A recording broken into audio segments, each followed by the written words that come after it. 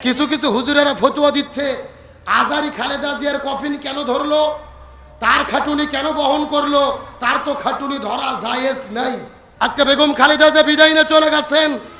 বাংলাদেশের সবচাইতে জনপ্রিয় বক্তা ডক্টর মিজানুর রহমান আল আজহারি, আল্লামা মামুনুল হক, শায়েখ আহমদুল্লাহ, এই সমস্ত বড় বড় আলেমেরা বেগম খালেদা জিয়ার খাটুনি বহন করেছে, কফিন বহন করেছে।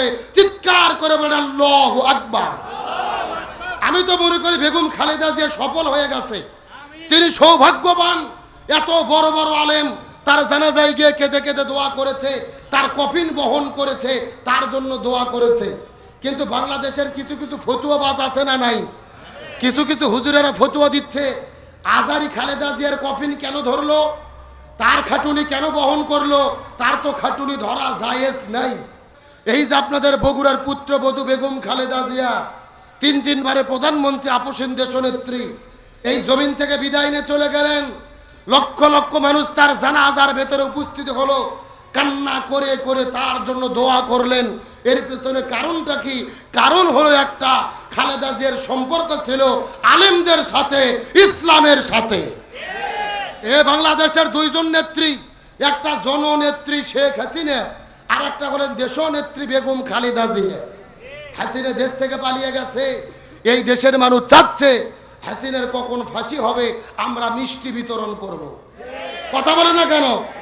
হাসিনার ফাঁসি চাই আর খালেদা জিয়ার জান্নাতের জন্য দোয়া চাই। এটাই হলো দুই নেত্রীর পার্থক্য। এর পেছনে কারণ কি? হাসিনার সম্পর্ক ছিল ভারতের সাথে, নাস্তিকদের সাথে, আর খালেদা জিয়ার সম্পর্ক ছিল ইসলামের সাথে, আলেমদের সাথে। আজকে বেগম খালেদা জিয়া বিদায় নিয়ে চলে গেছেন। বাংলাদেশের সবচাইতে জনপ্রিয় বক্তা ডক্টর মিজানুর রহমান আল আজহারি, আল্লামা মামুনুল হক, শায়েখ আহমদুল্লাহ, এই সমস্ত বড় বড় আলেমেরা বেগম খালেদা জিয়ার খাটুনি বহন করেছে, কফিন বহন করেছে। চিৎকার করে বলেন আল্লাহু আকবার। আমি তো মনে করি বেগম খালেদা জিয়া সফল হয়ে গেছে, তিনি সৌভাগ্যবান। এত বড় বড় আলেম তার জানাজায় গিয়ে কেঁদে কেঁদে দোয়া করেছে, তার কফিন বহন করেছে, তার জন্য দোয়া করেছে। কিন্তু বাংলাদেশের কিছু কিছু ফতুয়াবাজ আছে না নাই? কিছু কিছু হুজুরেরা ফতুয়া দিচ্ছে আজারি খালেদা জিয়ার কফিন কেন ধরলো, তার খাটুনি কেন বহন করলো, তার তো খাটুনি ধরা জায়েজ নাই। কি ফতুয়া চিন্তা করে বোঝেন। যেখানে আলেমেরা যায় খালেদা জিয়ার খাটুনি ধরলো কেন? ও তো মহিলা মানুষ। ভালো করে বোঝেন, বিভ্রান্ত হবেন না। শরীয়তের ফায়সালা, একটা মহিলা মানুষ যদি মারা যায়, তার ছেলে, নাতি, ভাতিজা, এই মানুষগুলো খাটুনি ধরবে, কথা সত্য। তবে মনে করেন একটা মানুষের ছেলেও নাই, নাতিও নাই, ভাতিজাও নাই, কোনো মহিলা মরে গেছে, আপনাদের এলাকার ওই মহিলাকে আপনার খাটুনিতে উঠাইয়া কবরস্থানে তো আর নিয়ে যাবেন না নাকি? কেন? জায়েজ নাই তো? না না, জায়েজ নাই, গুনাহ হবে। ভালো করে বোঝার চেষ্টা করেন শরীয়তের ফায়সালা। কোনো মহিলা মানুষ মারা গেলে মুহরিম পুরুষেরা ধরা উত্তম, তবে যদি না ধরে অন্য কোনো পুরুষও ধরে লাশ কবরস্থানে নিয়ে যায়, এতে কোনো সমস্যা। কিন্তু যারা ফতুয়াবাজি করতেছে, মূলত তারা এই দেশে উম্মার ভেতরে ফাটল ধরানোর চেষ্টা করে, বিশৃঙ্খলা করার চেষ্টা করে। চিন্তা করতেছি, এত বড় একটা জানাজা হয়ে গেল, কেমনে এটাকে বিতর্কিত করা যায়, কেমনে আর বিরুদ্ধে ফতুয়াবাজি করা যায়। আরে ভাই, বাংলাদেশে আমরা ইসলামের 12টা বাজাইছি শুধু ফতুয়াবাজি করে। জালেমদের অত দোষ নাই, আমরা হুজুরেরা ফতুয়াবাজি করে ইসলামের 12টা বাজাইছি। আজকে আজারি, আহমদুল্লাহ, আল্লামা মামুনুল হক খালেদা জিয়ার কফিন ধরেছে, দোয়া করেছে, লক্ষ মানুষ তার পেছনে দোয়া করলো। কারণ একটা, খালেদা জিয়ার সম্পর্ক ছিল আলেমদের সাথে, ইসলামের সাথে। খালেদা জিয়া জীবনে কোনোদিন কোনো আলেমের বিরুদ্ধে কথা বলেনি, জীবনে কোনোদিন ইসলামের বিরুদ্ধে কোনো কথা বলেনি। আপনাকে সত্যকে স্বীকার করতে হবে। আর হাসিনের বক্তব্য শোনেন, বার করলে শুধু আলেমদের বিরুদ্ধে যত কথাবার্তা। খালেদা জিয়াকে বলে আপসীন দেশনেত্রী, ইরশাদের বিরুদ্ধে আন্দোলন করেছে, মাথা নত করেনি। হাসিনের বিরুদ্ধে আন্দোলন করেছে, তারপরে তাকে তার স্বামীর বাড়ির থেকে গলা ধাক্কা দিয়ে বের করে দিয়েছে, তারপরে তাকে জেলে বন্দি করেছে, তাও হাসিনের কাছে মাথা নত করেনি।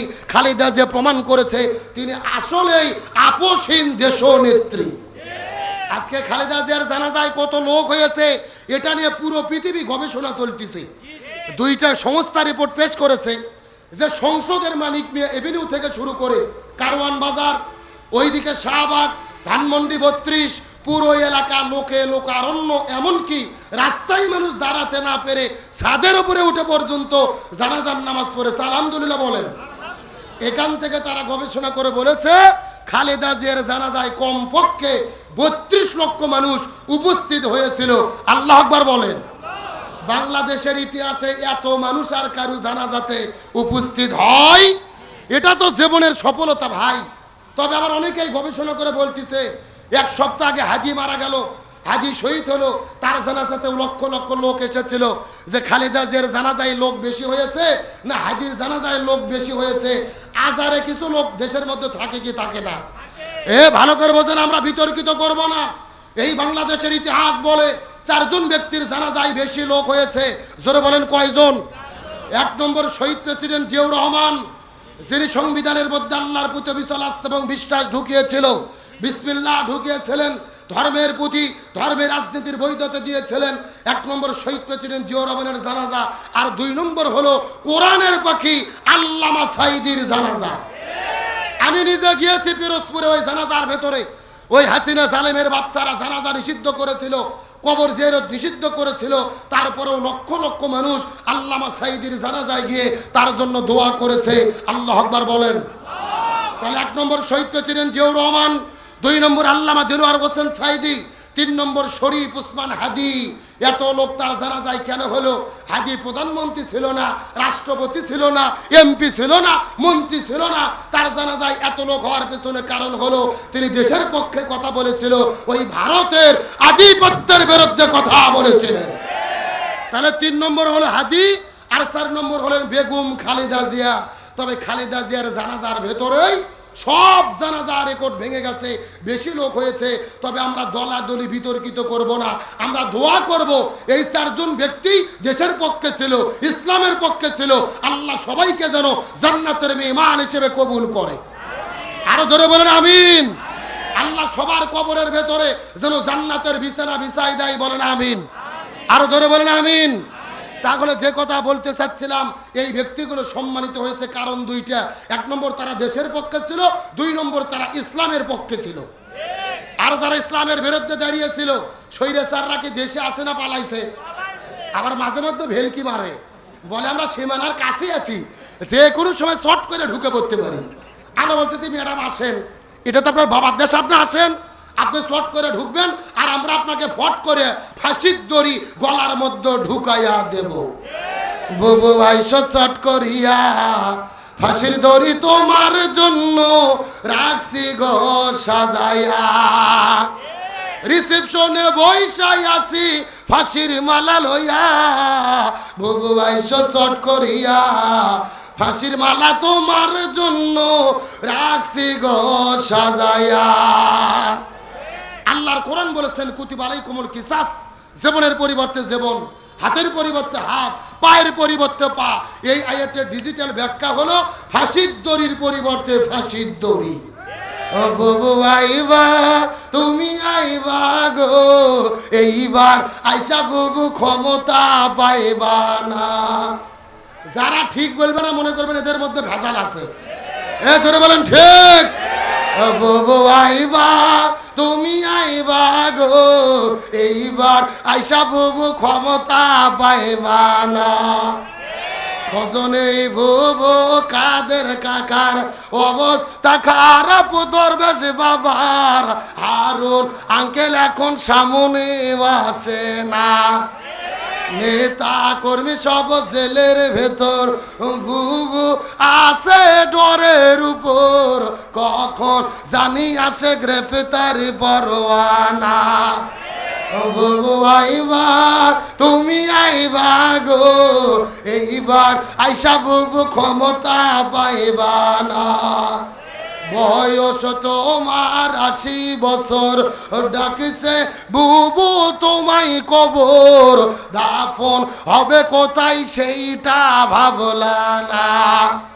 গো আইবা তুমি আইবা গো এইবার আইসা বুবু সিয়ার পাইবা না।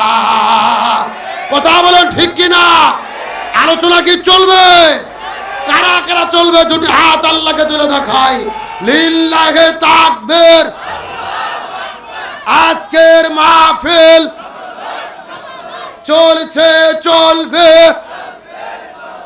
বেয়াত গাড়ির মাহফিল কতক্ষণ চলবে? সারা রাত। কে রে, এটা কি হুজুর মারা বাস নাকি? আমার বাইরে সারা রাত নয়, আলোচনা যেহেতু শুরু করেছি আর মিনিট 30 সময় কি দেওয়া যাবে? এ জোরে বলেন দেওয়া যাবে?